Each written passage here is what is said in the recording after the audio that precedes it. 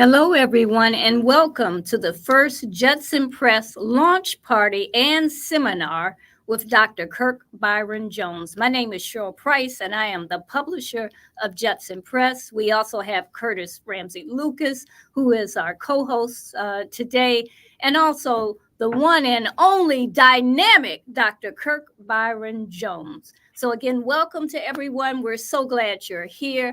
And it's just exciting to be a part of Judson Press, who is also a ministry of the American Baptist Home Mission Society, where Dr. Jeffrey Hagray is our executive director and our CEO for Judson Press. So again, we say thank you. And let's all just celebrate today by waving our hands, because this is something new for us and we are excited. So yay, Judson Press. Again, thank you so much. And Curtis, now, if you would introduce yourself as we move on to meet Dr. Kirk Byron Jones, author of Addicted to Hurry, Spiritual Strategies for Slowing Down. All right. Thank you, Cheryl. I am Curtis Ramsey Lucas, the Director of Marketing and Communications at the American Baptist Home Mission Societies, and also editor of The Christian Citizen, a publication of ABHMS. I was a student of Dr. Jones many years ago at Andover Newton, and I've continued to learn from him through his writing and books, including Addicted to Hurry.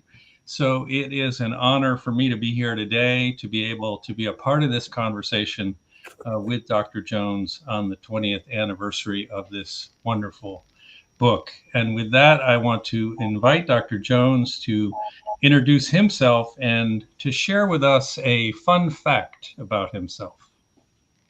Dr. Jones. Oh, my goodness. Greetings to you, Dr. Cheryl, to my former student, Brother Curtis, who knew me and saw me when I had an afro. So that tells you how long that's been.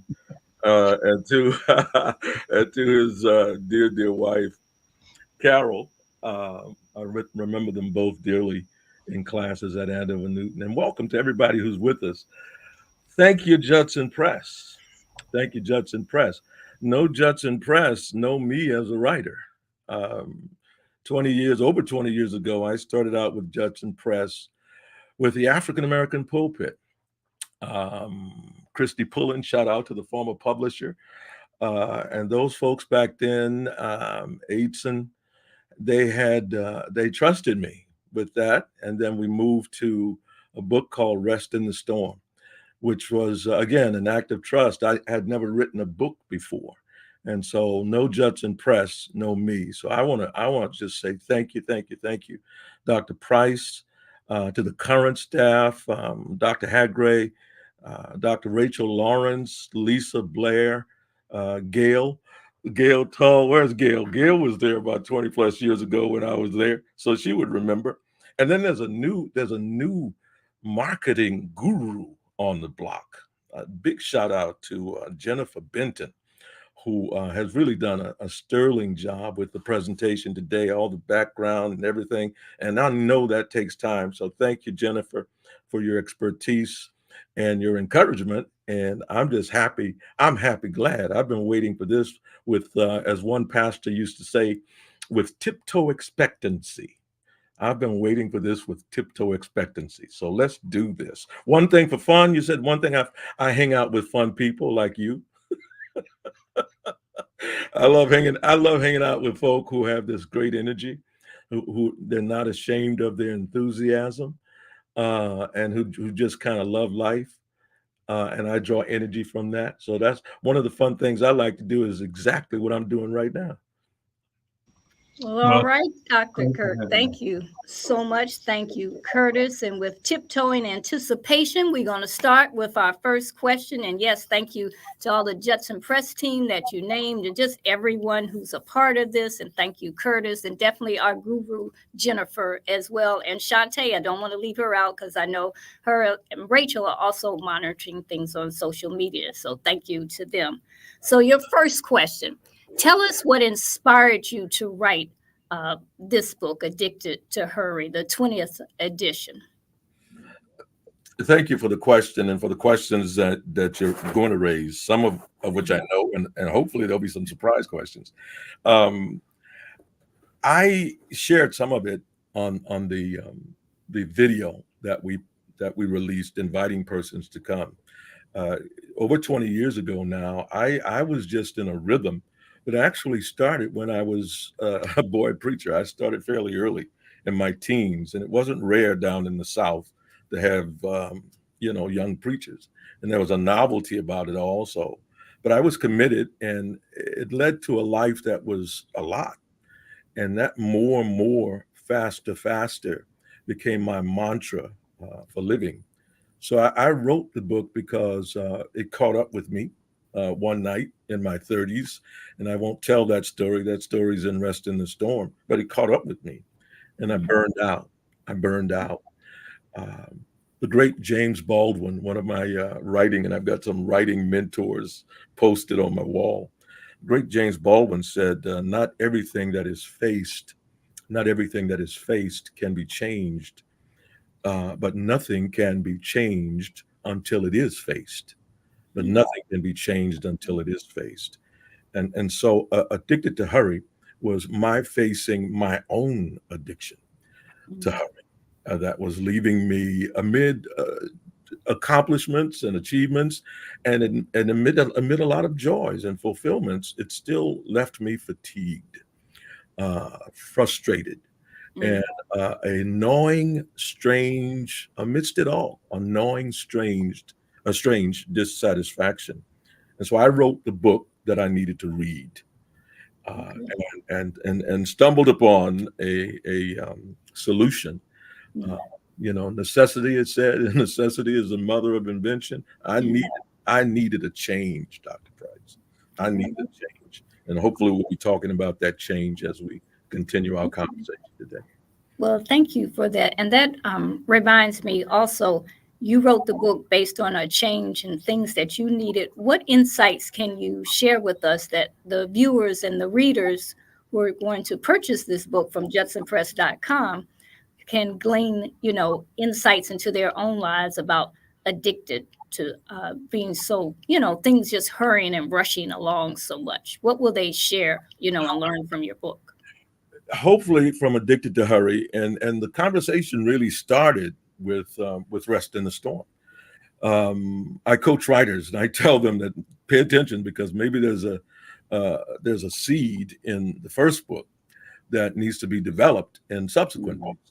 I did not know when I wrote about sacred pace and Rest in the Storm that it would be the focus of a second book. I did not have a second book in mind. I did not have a first book in mind.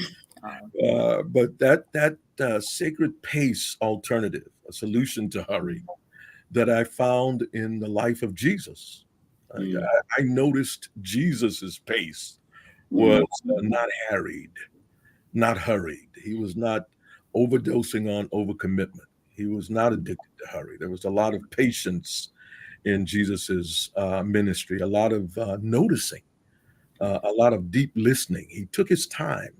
And I realized that if I was going to do ministry or continue to do ministry in his name, I needed to try to do ministry according to his way. So hopefully people will see that there are many influences in the book.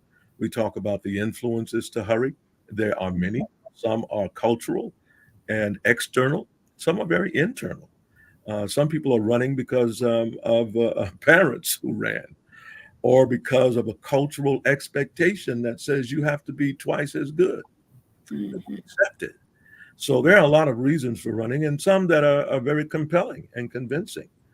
Some people, and I don't want to make it look and sound easy, some people are running because there's so much to do.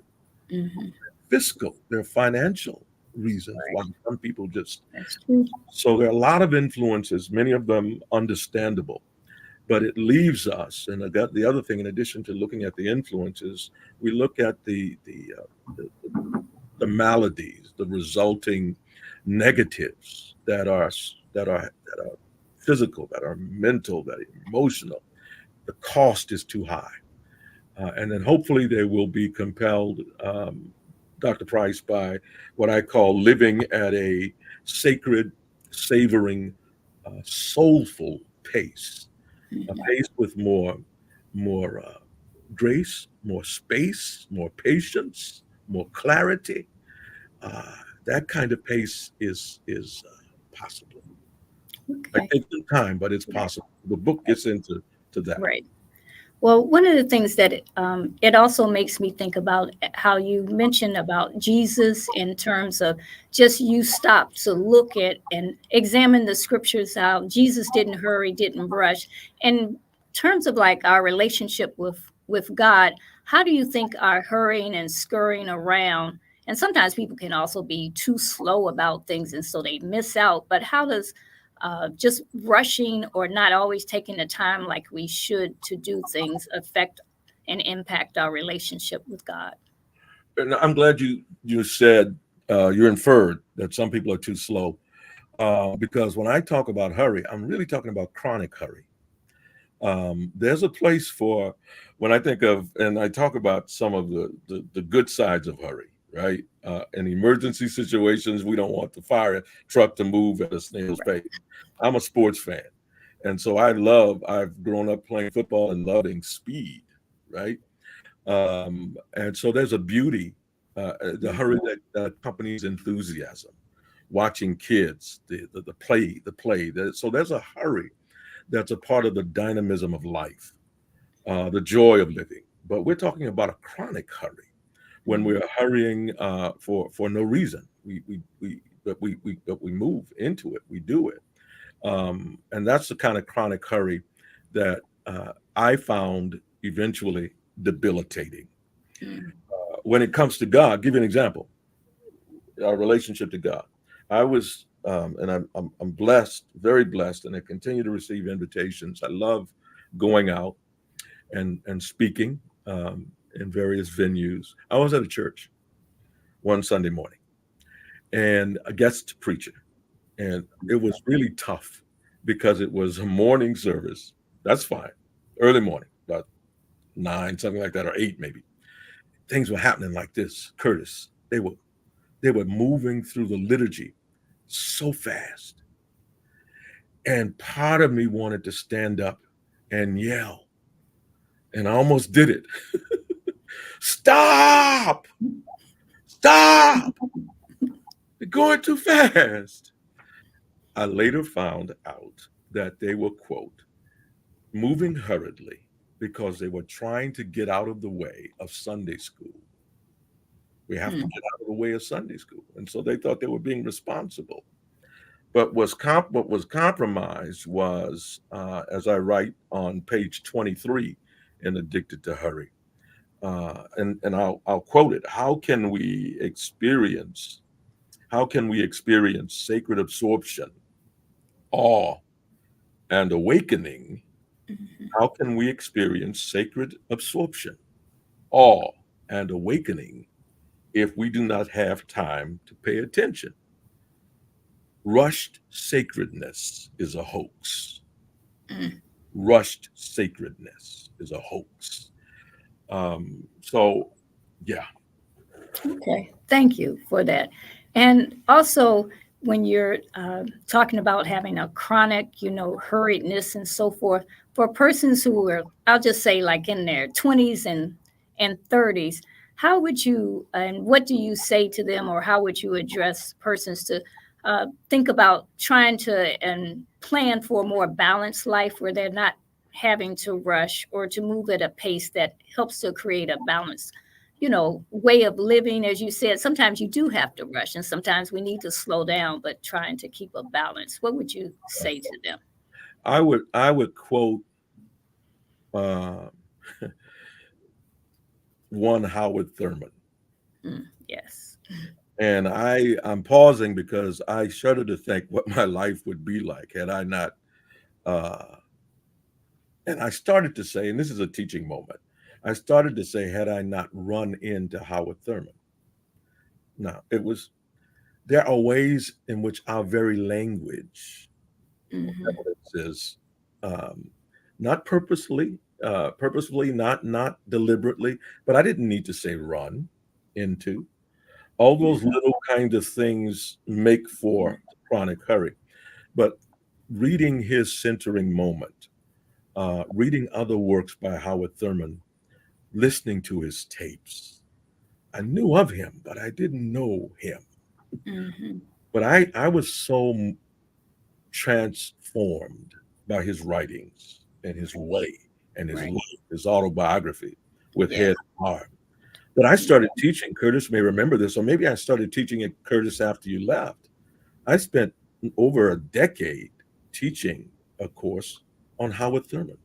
Mm-hmm. I had never, why? Because he transformed my life. Here's what Howard Thurman, I'm back to your question. Here's what I would say to people in their 30s and their 20s. I'd repeat what Howard Thurman said to college students in 1980, a year before he passed. He was about in his 80s, Spelman College. And here's what he said: there is something that waits and listens for the sound of the genuine in yourself. There is something that waits and listens for the sound of the genuine in yourself. It is the only true guide you will ever have. Mm-hmm. And if you cannot, if it is the only true guide you will ever have. And if you cannot hear it, you will all of your life spend your days on the ends of strings that somebody else pulls. That somebody else pulls. Mm. What I Amen. would say to my young sisters and brothers, persons of God, what I would say is there's a sound of the genuine inside amidst all the sounds. And my God, you just talked about maybe we talked about it offline, Curtis, the noise that Thomas Merton talked about years ago. Yeah. And that noise has been amplified now. Amid all the noise, some of it necessary, some of it unnecessary, all of it impactful if we attend to it. How do we hear the sound of the genuine? How do we hear our souls? How do we listen into what I would say Jesus called the kingdom or the kingdom of God, the household of God inside of us? The only way to do that is through slowing down Yeah. and attending to what is within us. So that's what I would tell. And then what I would also say, if you would just give me one more moment, uh, Dr. Price, because there's some reluctance to doing it because, and I've heard this in workshops voiced not just by the younger set, but by older people. If I lose and middle-aged people, if I do what you're trying to tell me to do, I'm going to lose my edge. I'm not Yeah. going to be able to keep up in my profession. I discovered that and I have not arrived, still working on things, but when I gave in to living soulfully and attended more to slowing down and paying attention to the showing in the slowing, uh, it did not cancel out aspiration. It did not cancel out ambition and passion.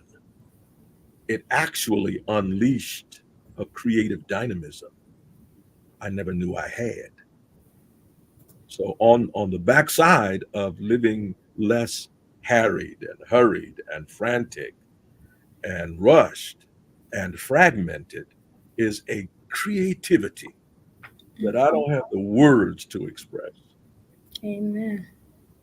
Well, thank you. And with Howard Thurman, as you were saying, just a powerful preacher, writer, teacher, scholar, and so forth.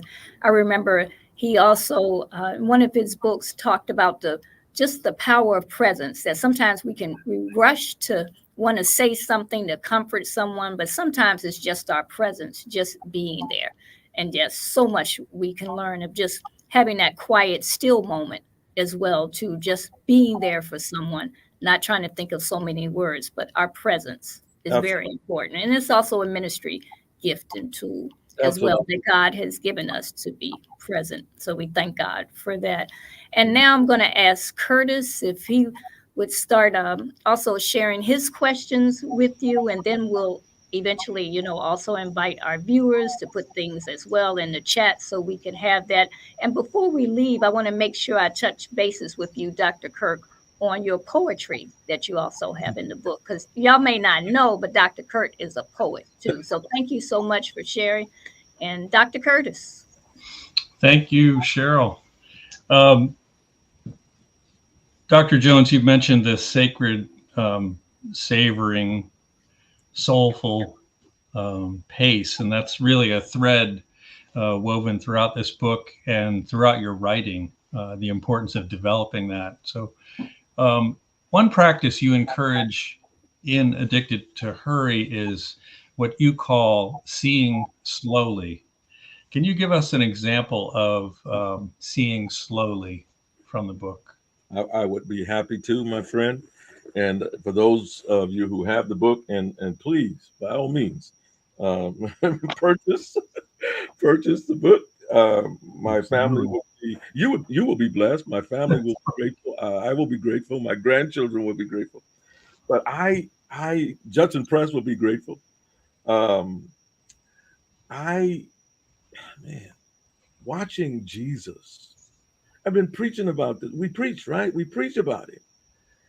But my burnout allowed me to take some other looks, observations, and so there's something, and this is on page 74 in Addicted to Hurry, under the Seeing Slowly theme that Brother Curtis just mentioned. And I write, this is just a brief paragraph. Jesus practiced slow seeing a great deal, which often led to astonishing results. For example, one famous gospel narrative has a child with a small picnic lunch saving the day. When the disciples looked at the lad, they saw him as living proof of the scarcity of food amid the crowd that had gathered to hear Jesus. They looked too quickly. Jesus, however, looked at the child longer. He noticed him. He saw his innocence. He saw his potential. He saw his anticipation. He saw the holy. The result was a memorable miracle of abundance making. If Jesus had merely glanced at the child, barely noticing him, the miracle would not have happened. The lavish miracle was due to the lavish looking. The lavish miracle was due to the lavish looking and the extravagant seeing. And the extravagant seeing. Seeing slowly is seeing with patience, not turning away quickly, sensing the depth of it all. And this can be practiced. I have a date calendar, and just a simple date calendar. This is the picture for tomorrow. Picture for the day is on my desk, so this is for tomorrow. This is very something simple. And for those of you who are watching, I don't want you to think that this is high theory and, well, how do I practice it? Here's one way you can practice slow seeing. I look at this picture, and there's biographical information about who wrote it and when it was done, who drew it, and that sort of thing. But then I look at it once, take in what's there. Right here, there's a beautiful moon, leaves. I turn away, close my eyes. I take a second look. I see the light of the moon reflected in the water. I see a shadow, and I don't know where that shadow is coming from. It's a mysterious shadow. I might do this a third and a fourth time. And what are you doing? I'm practicing looking. I'm practicing seeing. And usually, the second and third or fourth look will reveal things I did not see the first time. So there are ways to practice slow seeing. Use your imagination. Use your imagination. Thank you for that. When we first met, you were pastor of a large church in Boston, as well as a seminary professor. That felt like a lot to me. When did you realize you were moving too quickly and that you needed to develop this more livable pace? Was it in that context? Was it before that? When did you Yes, kind of have that moment? Curtis. And sometimes I share this in workshop settings. One morning, it was Sunday morning. Hmm. I live in Randolph, Massachusetts. And so if I go down a certain road, I take one exit. I'm headed toward Boston. All right. About 15 minutes away, maybe on a good, no traffic. But take another, if I go right, I'm headed to Boston. I'm headed to Ebenezer Baptist Church. If I go left, I'm heading toward Newton Center, Massachusetts. I'm heading toward then where we're located now in Connecticut, but I'm headed toward Newton Center. I'm headed toward the hill. Yeah. It's Sunday morning. I'm driving along. It's Sunday morning. I go left. I'm headed toward Andover, Newton. I'm halfway to Andover, Newton before I realize, hey man, it's not Monday, it's Sunday.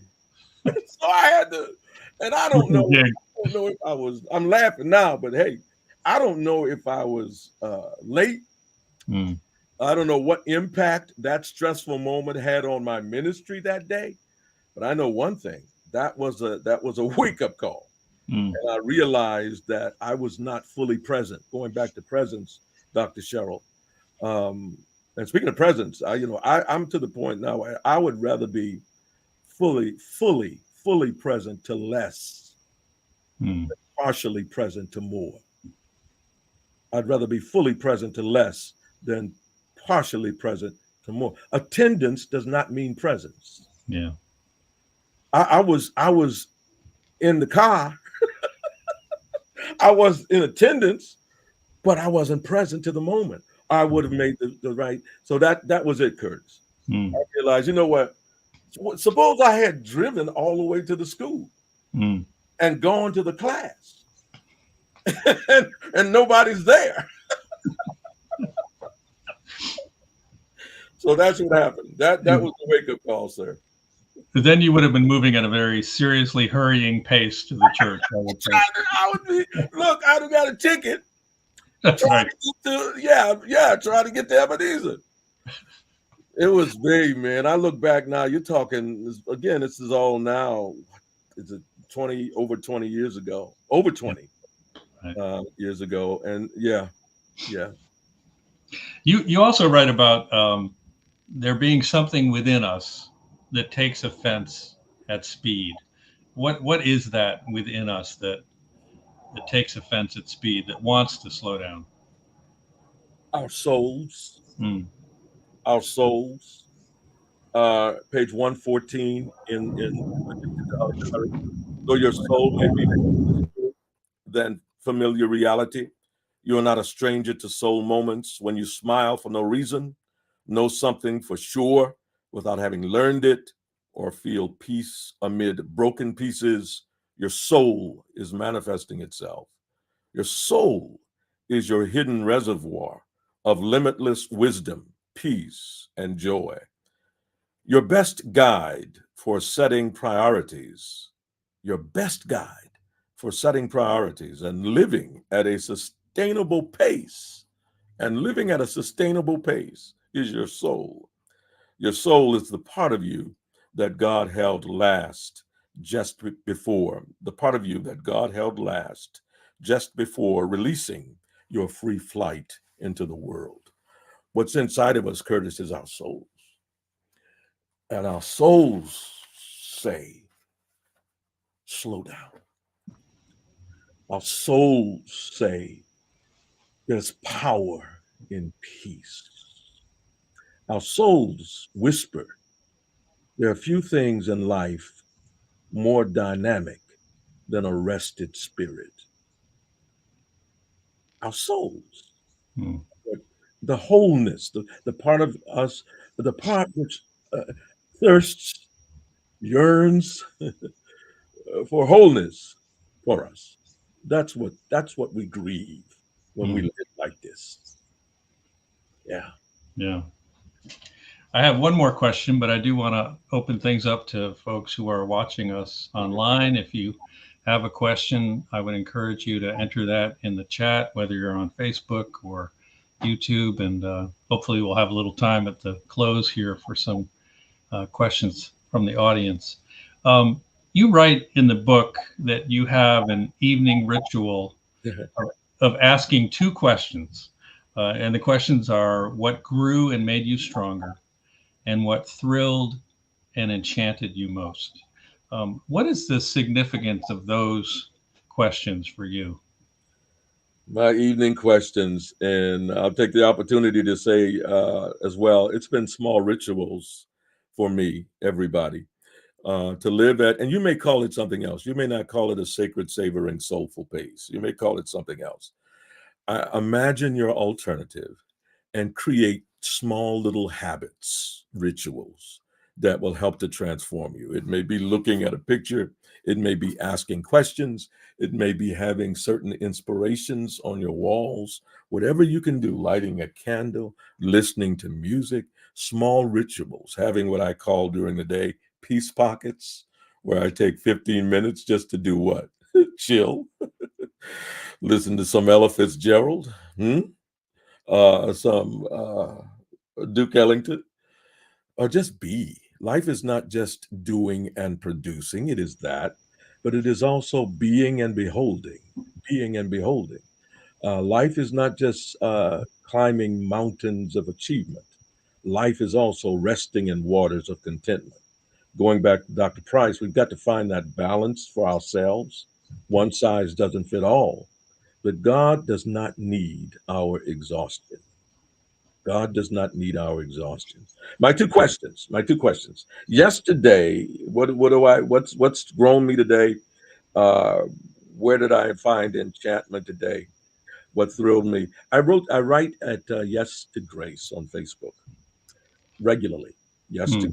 and yesterday I wrote befriend transformation. Befriend transformation. Don't stop being who you are. And this is my 7-line poetry, Cheryl. Don't stop being who you are, becoming, to return to who you used to be. Don't stop being who you are, becoming, to return to who you used to be. The questions: what grew me today? What transformed me today? What allured me today? They keep me in becoming mode. They keep me in becoming mode and being glad about it. That's the way I'd answer that question. Hmm. Thank you for that. Yeah. So we do have some questions in the chat. I want to start with Rachel, who asks, what advice do you have for people in the so-called sandwich generation who are parenting and taking care of aging parents while juggling careers and school schedules? A lot of folks in that group. What advice would you have for them? Wow, wow, wow, wow, wow. Hmm. Oh, and I used to be in that mode, that situation for a year. We had the kids in the house, and we grew 4 kids. Uh, and my mother, then, who's with the Lord now, we had mom. She was in New Orleans, but after Katrina, the brothers shared care for mom, and so mom was with us for about 8 months, and so there was mom was suffering from some dementia. The kids, and I'm trying to teach and pastor, Yeah. and I think the writing had started then, so I know something about it, and it's tough. My Yeah. God, it's tough. Here's what I'll say, and look, you got an extra hour coming on Sunday. extra hours. Make that hour yours. If you can, because I find that how you begin the day, beginning it with rituals of presence, rituals of peace, music, pictures, relaxation exercises, breathing exercises, scripture, beginning the day deliberately, intentionally, in a way that sets the thermostat on peace, Mm. uh, makes friends with margin. Uh, that can set the tone for the rest of the day. For the rest of the day, um, so that you're able to do what needs doing, but at a pace that does not exhaust you, and you're able to pause. One of the strategies that we can employ, pause it, strategic pauses. There were times at Andover Newton when I was teaching, uh, and you'd go from church to school, school to church. That office was my oasis. My oasis. I'd go into that office. I'd turn the light off, Dr. Sherrill. If anybody came to the door and knocked, they did not get an answer. What you doing? I'm pausing. Mm. I'm reestablishing myself in peace so that I can be fully. It's not selfish. It's selfish not to do it. Taking care of you, practicing rituals is one of the most soul keeping rituals, is one of the most benevolent things you can do because it ensures that when people see you, they are seeing the whole you. They are being presented with your full presence. And what we need now more than anything else is the full presence of each other. Mm. So we're talking about something that can be very personal, uh, but the social significance is extraordinary. What if we were more fully present Right. to each other in the systems of life, in the organizations of life, amid the isms of life? What if we were more fully present? What if this presidential race was more impacted by persons who were fully present to themselves? Mm. What would that do? How would that change our rhetoric? Yeah. Well, I just want to just say thank you to you for this. We're kind of nearing the close of our time. I'm going to turn things back over to Cheryl in a minute, but um, not so many questions, but a lot of love in the chat for Right. what you Amen. do and for what you've shared. For the way you've opened yourself up. Right. What you're talking about here is a very countercultural kind of approach to life. And I think that's important. And I also want to just say there's a comment here from Dr. Glenn Porter, who I think you know. He mentions that he has been inspired by your work, given copies of this book to new pastors that he knows. I would encourage everyone to do that. Buy this book for your pastor. It's a great read. It's a it's something you can savor and really learn from, and not just for pastors. I mean, this goes across the board for folks who are kind of caught up in this lifestyle. So I just wanted to say thank you to you for being here and for what you do and who you are, and turn things back over to Cheryl. Thank you, my friend. Thank you, Dr. Porter. Yes. Thank you, Dr. Curtis. And also, Glenn Porter is one of our authors at Jetson Press. Book coming out soon. Yeah.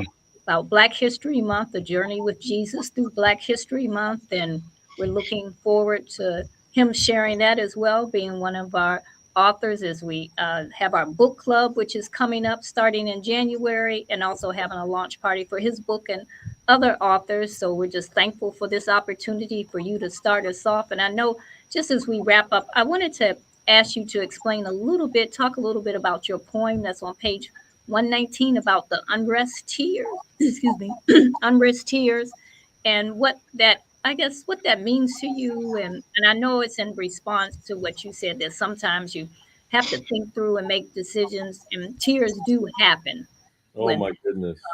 and so Oh, if you could share a little bit about that, and then we'll have our closing because we have a giveaway. So I want to make sure I announce that before we end our conversation with Dr. Kirk. wow. Dr. Cheryl, thank you for giving notice to this.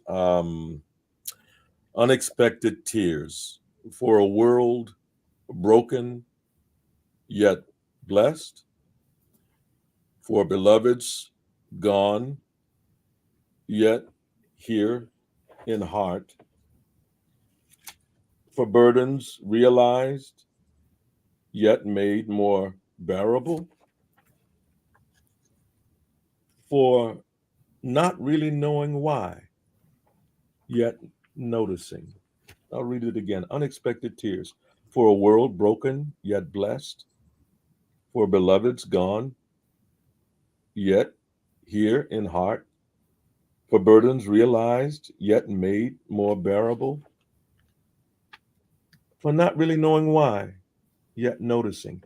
I wrote that. I didn't know why I was crying.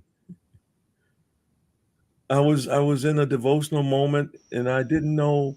And Frederick Buechner, one of the great writers who's influenced me and so many others, said, "Be careful, watch out for the unexpected tear." Hmm. I don't know, I don't remember which book, but I didn't know, Dr. Price, why I was weeping that morning. And so the poem is about possibilities, why I was crying. Um, and I just wrote those words and shared them. I do know this poetry, Lucille Clifton, Hmm. Mary Oliver, Octavia Butler, Mhm. and the list goes on, Denise Levertov. Uh, Poetry melts me Amen. and then it molds me. It melts and it molds me. Um, and poetry as well, Nnedi Okorafor, a great writer, says words are powerful, especially when chosen well and hurled with precision. Hmm. All right. Words are powerful, Mm-hmm. especially when chosen well and hurled with precision. So that poetry comes out of the love Mm-hmm. of words and of the poetry's impact on my soul. Amen. Thank Thank you you for so asking. much. Thank you, Hmm. Dr. Kirk Byron Jones. Again, we have a giveaway. If you would like to receive a free gift, you have to enter this contest now. And so you'll put the answers in the chat. Now, I know we've been talking this whole time about not hurrying, but we have to make an exception. You're going to have to hurry to answer the question. Now, as it has on the, you can see that that's listed already. The contest question is your giveaway question, I should say, is he has 34 books, but besides Addicted to Hurry, for the giveaway, what two books can you type in the chat? Now, while you're hurrying to check it out on Amazon and Judson Press and other places, I just want to make a few announcements. So put in the chat the two additional books. He already named one of them earlier during his discussion and sharing with us.